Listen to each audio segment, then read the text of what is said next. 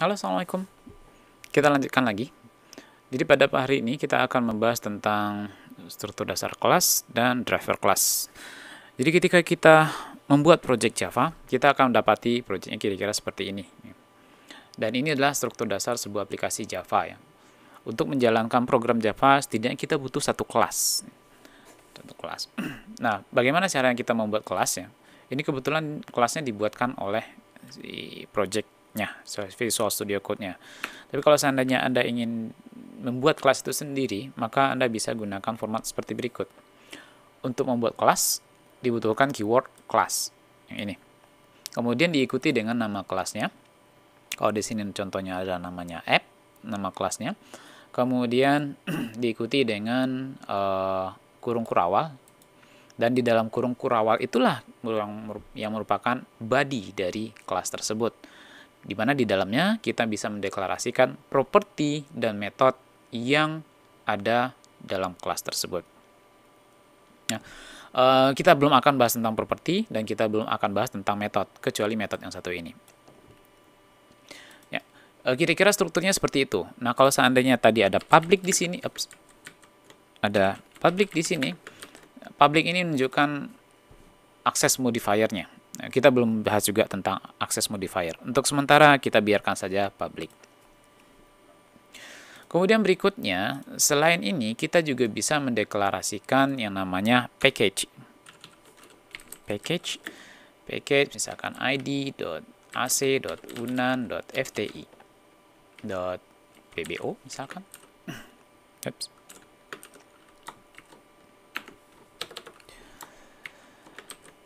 Oke. Nah, paket ini menunjukkan sederhananya paket ini menunjukkan folder di mana kelas app ini disimpan.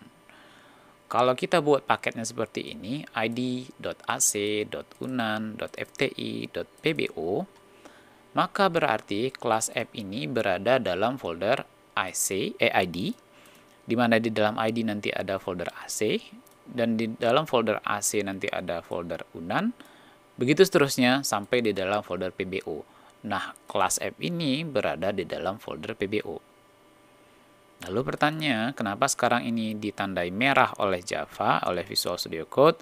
Karena sekarang posisi app.java ini tidak berada di dalam paket ini. Ya. Kalau kita lihat, ya dia tidak berada di dalam ini. Dia berada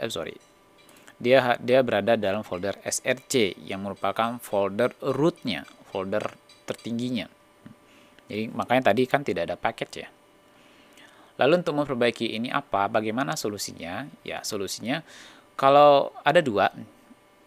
Kalau enggak kelasnya yang kita pindahkan ke folder sesuai dengan paketnya, atau kalau enggak ya paketnya kita hapus, kita sesuaikan dengan kondisi real saat ini. Kalau kondisi realnya dia berada di folder root, artinya dia tidak perlu paket seperti ini. Ya, tidak ada. Tapi kalau seandainya kita ingin kita ingin ambil solusi yang kedua, yaitu kita pindahkan kelasnya ke folder ini, maka kita harus buat kelasnya. Kita buat foldernya sesuai struktur ini. Jadi kita buat dulu id, kemudian di dalam id nanti ada folder ac, dan seterusnya. Kemudian nanti kita pindahkan app.java ini ke dalam folder ppo. Tapi karena kita menggunakan Visual Studio Code, kita bisa pakai fasilitas Quick Fix yang ditawarkan oleh Visual Studio Code. Jadi klik ini. Solusinya ada kayak gini ya. Ditawarkan, kita pindahkan app.java ke paket ini. Atau kalau enggak kita remove paketnya.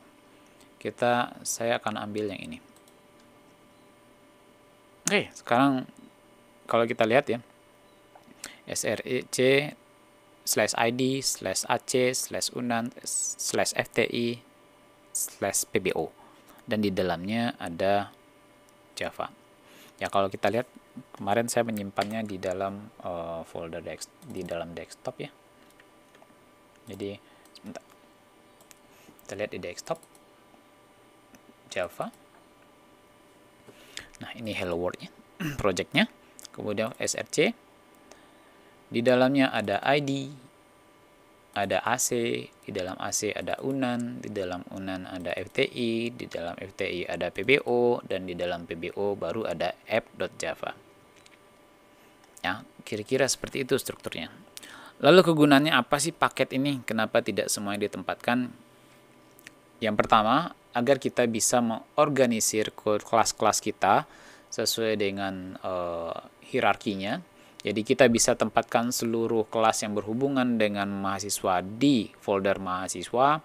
Kemudian kita juga bisa, mungkin kalau seandainya kita ingin bikin aplikasi terkait penjualan, kita bisa tempatkan seluruh kelas yang terkait dengan transaksi di dalam sebuah folder transaksi. Itu yang pertama. Terus yang kedua, kita bisa memiliki 2 buah kelas dengan atau lebih dengan nama yang sama, asalkan mereka berada dalam paket yang sama. Kalau sekarang, kalau tanpa itu, maka tanpa paket berarti kita hanya bisa memiliki satu kelas dengan yang uniknya. Artinya tidak bisa memiliki 2 buah kelas dengan nama yang sama. Kira-kira itu struktur sederhana dari sebuah kelas aplikasi Java. Kemudian berikutnya, aplikasi Java itu atau project Java itu disusun dari kelas-kelas. Yang kita bikin adalah kelas. Nah, ada 2 jenis kelas dalam aplikasi Java. Yang pertama adalah object class, yang merupakan kelas yang biasanya yang nantinya akan banyak digunakan. Kemudian yang kedua adalah driver class.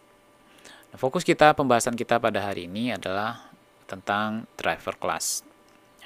Driver class itu harus ada di dalam setiap aplikasi Java. Nah, apa itu driver class? Driver class itu adalah kelas yang akan menjadi entry point eksekusi program. Jadi program aplikasi Java kita akan dimulai dari kelas ini. Apa yang membedakan driver class dengan object class? Sederhana.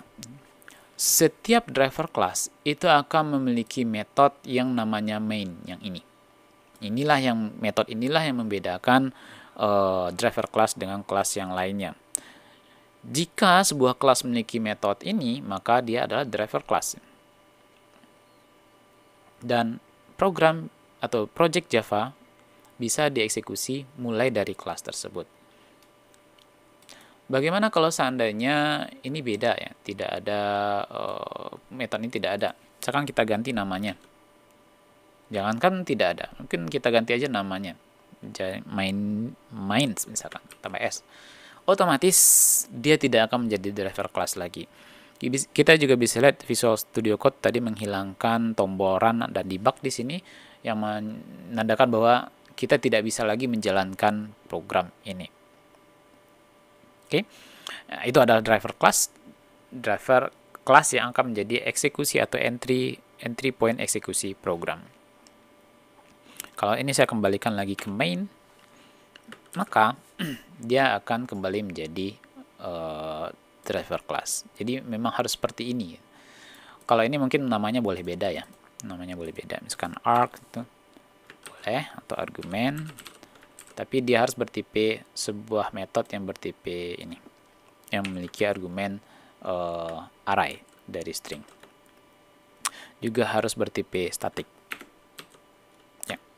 Jadi memang harus seperti ini format yang disediakan oleh Java. Kalau ini boleh opsional ya. Kita hapus ini, dia tetap akan jadi driver class. Nah, ini bentuk sederhananya kira-kira seperti ini. Oke, itu. Jadi driver class adalah kelas yang memiliki metode main seperti ini. Kemudian apakah di driver class itu hanya ada satu metode ini? Tidak juga.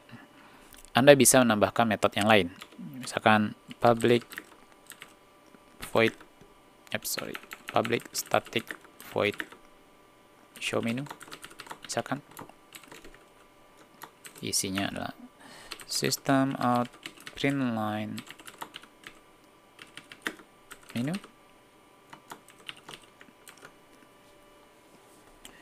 Kira-kira seperti ini. Ya, boleh ya. Kita boleh tambahkan metode lain. Uh, kita belum bahas tentang metode ya, tapi kalau di driver class rata-rata seluruh metodenya itu akan memiliki keyword static.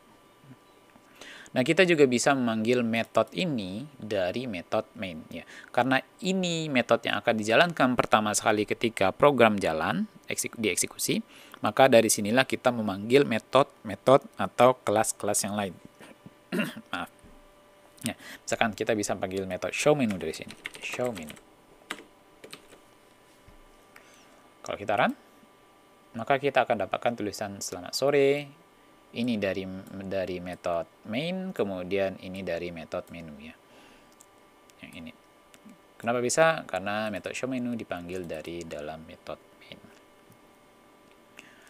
Bagaimana kalau ini tidak statik? Dia tidak akan bisa dipanggil. Jadi harus statik metodenya di dalam metode driver class ini. Oke, itu tentang driver class dan struktur dasar dari kelas driver class ini. Kita akan lanjutkan dengan pembahasan kita tentang lainnya. Terima kasih, sampai jumpa.